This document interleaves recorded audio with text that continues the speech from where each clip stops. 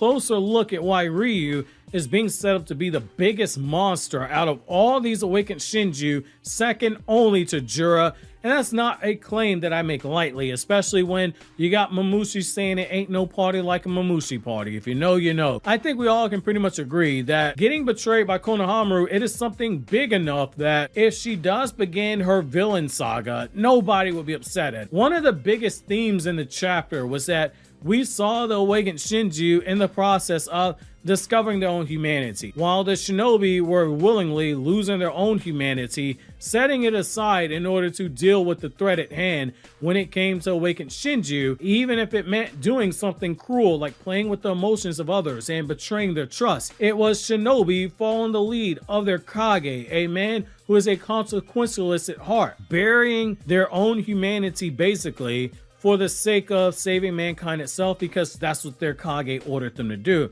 It is cold, it is logical, and it might seem like it is the only path moving forward, yet it has opened the door for a major reversal, because while the story makes us pay all this attention to Matsuri's situation, Ryu dropped a cold line that was a reminder that he might just be the most dangerous and cutthroat out of all the Shinju, despite Jura being the one viewed as the most dangerous, and despite Ryu being the youngest, because he once again basically spoke very openly about killing a whole group of Shinobi. He was about to kill Code before Jura basically said, nope, let that guy live.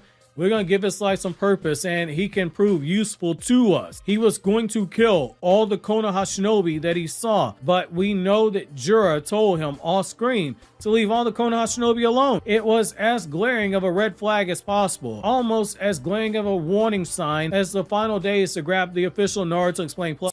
So here's the thing, when you look at Ryu's volatile nature and the potential consequences of betrayal and distrust, it make him uniquely dangerous as an awakened Shinju, with significant implications for his character and narrative development. So let's take a look at a breakdown right now. Here is why Ryu has potential to be most dangerous of the awakened Shinju. We start with innate aggressiveness. Ryu's instinctual tendency towards violence, evident by his immediate readiness to kill Code on sight. He saw Code and said, green light, you're dead. And his initial plan to slaughter Konoha Shinobi, it suggests a predisposition to decisive and destructive action. This makes him highly unpredictable and extremely lethal. You also have emotional anchors to look at. Despite his violent tendencies, Ryu's deference to Jura and Matsuri, it implies a capacity to loyalty and restraint. However, this fragile allegiance makes a betrayal a particularly potent trigger for unrestrained wrath. You also have the ability for a quick adaptation. So his ability to suppress his violent urges in favor of following Jura and Matsuri, it indicates a learning capacity. Should he learn betrayal through Sarda and Mitsuki's actions because they have moved away from Matsuri, his development, it might steer towards channeling that adaptation skill into a calculated, vengeful destruction. This makes us have to now look at the impact of betrayal on Ryu's character. So it's going to lead to a intensification of distrust. So betrayal by Sarda and Mitsuki, Konoha Shinobi, who he chose not to harm, who he chose to trust, it would reinforce his distrust for all humans, particularly those from Konoha, despite what Jura told him. This could drive him to view any act of kindness or cooperation as being a potential trap, making him feel more isolated and dangerous. It also is an evolution of motivations. Betrayal, it would deepen his hatred and mistrust, driving him to seek vengeance not out of survival, but out as a new core purpose. This shift could transform him from being violent to being a more restrained force, and ultimately into being a monster driven by a personal vendetta. And that also leads to paranoia and emotional complexity for a very dangerous character. Experiencing betrayal for the first time, as Shikamaru tells Konohamaru, they're experiencing a lot of emotions as awakened Shinju. He calls them wild beast cubs for a reason. Experiencing betrayal for the first time could introduce new destabilizing emotions such as grief, paranoia, and rage, making him erratic and also even more dangerously cunning in his responses. It also fits into the theme of what we've seen so far, which is this tendency of mankind to create monsters that they fear. Man fears what it doesn't understand, it hates what it can't conquer, and in the end, mankind ends up making a monster. It is a self-fulfilling prophecy. By betraying Ryu after he refrains from harming them, Sarada and Mitsuki would inadvertently, they would create a monster that they feared that he would ultimately become based on what they were told. Not fully realizing that Jura reading all these books and being able to talk to Ryu has basically quelled some of the bloodlust he would have originally had towards human beings. This reflects humanity's tendency to provoke the very dangers that they seek to prevent. It is also a projection and a reaction. Ryu's violent instincts may initially be viewed as evidence of his inherent monstrosity by humans, but it is going to ultimately potentially be human actions, in particular betrayal, manipulation, and distrust, that catalyze his transformation into being a true threat. This would also fit into the theme of the chapter.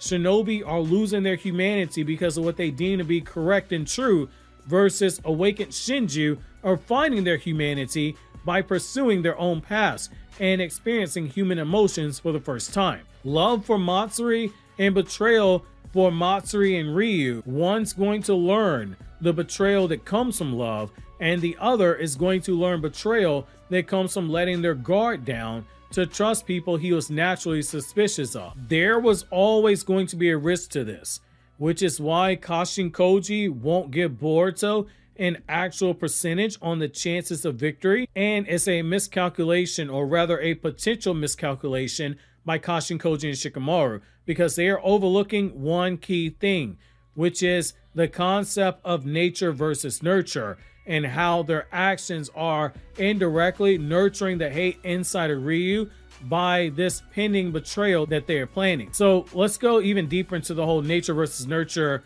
portion of Ryu's development. So inherent instincts are a thing you have to look at. So Ryu's aggressive tendencies, they suggest a more natural predisposition to violence.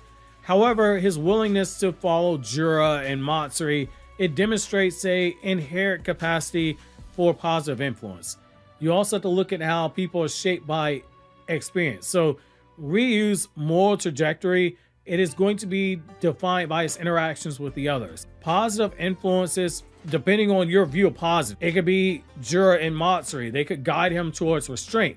As we've seen, Jura's like, do not kill Konoha Shinobi, while betrayal from Mitsuki and Sarada, it could push him towards unrestrained destruction. Hey, these Konoha Shinobi, we can't trust them. Kill them all. That's going to lead to a tipping point. Betrayal would serve as a crucial moment in Ryu's development, determining whether he embraces his violent instincts or he continues to struggle against them. Follow Jura's orders, or say it's green light season on Konoha Shinobi, somebody get me the strap. You also have very strong parallels to Shintoism and Japanese folklore. So let's go into this very deeply, okay? Briefly but deeply. You have Oni and betrayal and those whole concepts, okay? So Ryu's potential transformation, it mirrors the stories of humans turning into Oni, which are demons, after experiencing betrayal and mistreatment in folklore. Demons are often depicted as humans who, after suffering great wrongs, they become vengeful and they become monstrous. You also have in the Shinto stories,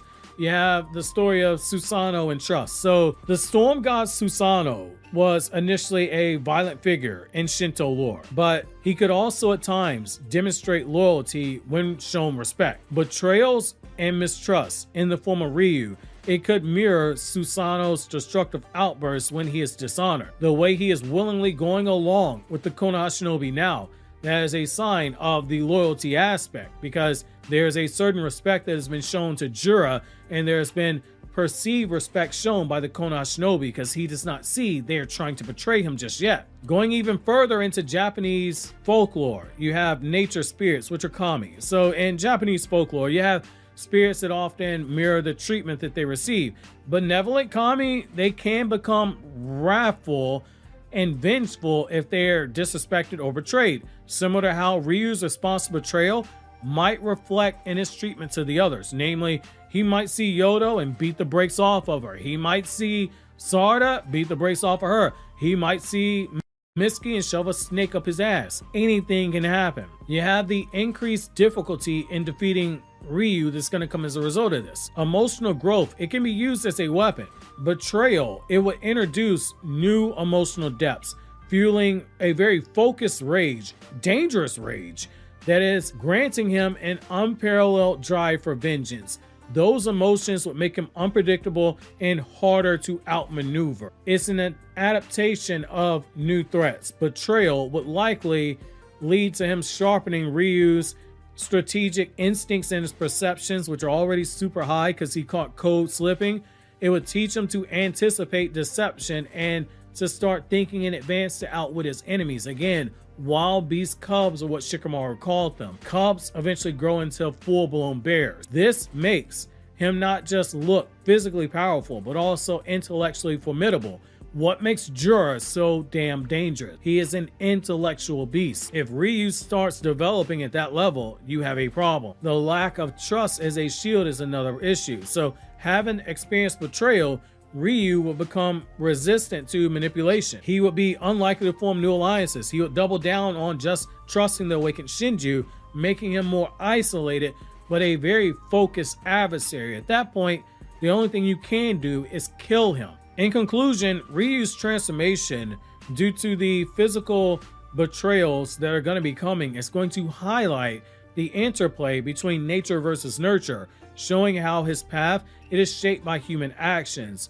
The narrative parallels to Shinto folklore, where betrayal leads to monstrous vengeance. It enriches his character arc. By experiencing betrayal for the first time, Ryu evolves into a harder to defeat adversary, embodying the monstrous potential humanity fears and often unwillingly creates. This makes him not only a very powerful enemy, but also, based on how the story is shaping up right now, a tragic figure whose descent into darkness is going to reflect the consequences of mistrust and manipulation, and it's by extension going to make him a very powerful asset to Jura, which to see why Jura by himself is so damn dangerous in terms of how his character is written, you really want to click here to check out the Jura video essay. And if you've not seen the Boruto chapter review, you should strongly consider clicking here to watch the Boruto chapter review.